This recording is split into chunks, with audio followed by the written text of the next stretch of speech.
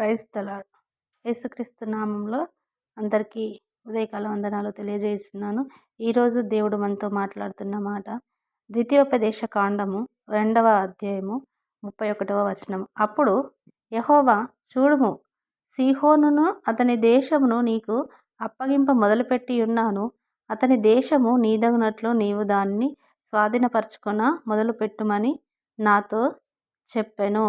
మనము ద్వితీయోపదేశ కాండము 2వ అధ్యాయము మొత్తము చదివినట్లయితే ఇక్కడ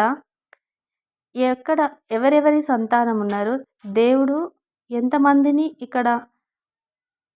ఎంతమంది ద్వారా యుద్ధము జరిగింది, ఎంతమంది ద్వారా ఆ యుద్ధం జరుగుతుండగా ప్రజలను కాపాడునట్లుగా మనము చూస్తాము. వీరు ఎర్ర సముద్ర మార్గంన అరణ్యముకు ప్రయాణమైపోయి బహుదినములు షేయీరు మన్యము చుట్టూ తిరిగితిమి. అక్కడ యెహోవా ఇక్కడ ప్రజలందరికీ సెలవిస్తూ ఉన్నాడు. షేయీరులో కాపురమున్న ఏశావు సంతానమా, మీ సహోదరుల పొలిమేరను దాటి వెళ్ళబోచున్నారు అని మీరు భయపడకుడి, నేను మీకు సహాయంగా ఉన్నాను. మీకు స్వాస్థ్యంగా ఈ షేయీరును మన్నేమును నేను మీకు ఇచ్చి ఉన్నాను అని దేవుడు మాట్లాడుతూ ఉన్నారండి. అసలు దేవుడు ఎంత గొప్ప. ఇక్కడనే మనము చూసినట్లయితే ఈ అరణ్య మార్గంలోనే మోయాబు అరణ్య మార్గంన ప్రయాణము చేయుచుండగా మరలా యెహోవా నాతో ఇట్లను, మోయాబులను మీరు బాధింపవద్దు, అక్కడ వారితో యుద్ధం చేయవద్దు. ఎందుకంటే అబ్రహాంను దేవుడు పిలిచినప్పుడు అబ్రహాంతో శారమ్మ కూడా దేవుని సేవ చేయడానికి వెళ్ళింది.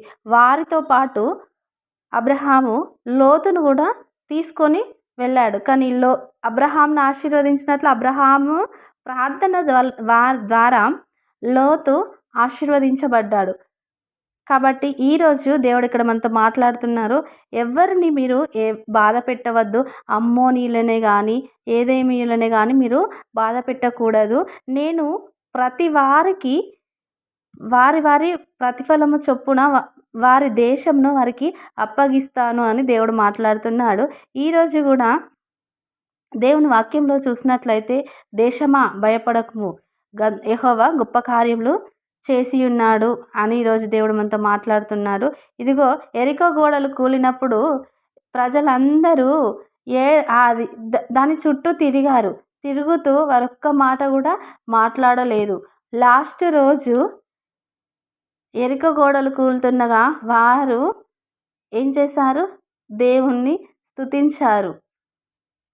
వారేమైనా రాళ్ళు పట్టుకున్నారా, లేకపోతే ఇంకా ఏమైనా పనిముట్లను ఉపయోగించారా?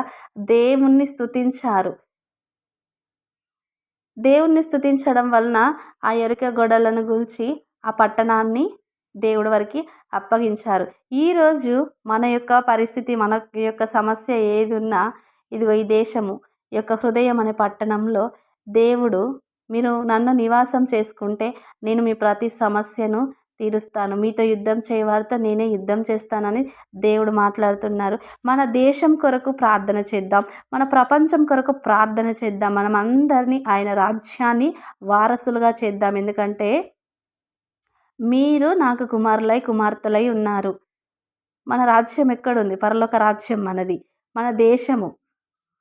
మనం భూలోకంలో ఉన్నంత కాలమే ఇక్కడ ఉంటాం, కానీ మన పౌరసత్వం పరలోకంలో ఉంది. కాబట్టి ఈ దేశము నీదగునట్లు నీవు దానిని స్వాధీనపరచుకొనమని మొదలుపెట్టుమని నాతో చెప్పను. కాబట్టి మనం ఉన్నన్ని రోజులు ఎక్కడ ఎవరికి ఎటువంటి గొడవలు కాకుండా దేవుడు శాంతిని కోరుకుంటున్నాడు. కాబట్టి శాంతియుతంగా బ్రతకాలని ఈరోజు దేవుడు మాట్లాడుతున్నారు. ఈ కొద్ది మాటలు మన వినికిడిలో ఫలింపజేయునుగాక. చిన్న ప్రార్థన. మహోన్నతుడమైన దేవా, మీకు కృతజ్ఞతాస్తుతులు స్తోత్రములు వందనాలు చెల్లించుకుంటున్నాను ప్రభువా. పరిశుద్ధాత్మతుడ మీకు వందనాలయ్యా. ఇదిగోనైనా ఈ గొప్ప మాటలు తండ్రి అయా తండ్రి, మీరు వినికిడిలో ఫలింపజేయమని, విన్న బిడ్డల జీవితాల్లో గొప్ప కార్యములు జరిగించి అనేకులను ప్రభావ మీ రాజ్యాన్ని వారసులుగా చేయడానికి కృప చూపించమని నజరేయునామమున అడిగి వేడుకొని పొంది నమ్మి ఉన్నాం పరమ తండ్రి. ఆమేన్.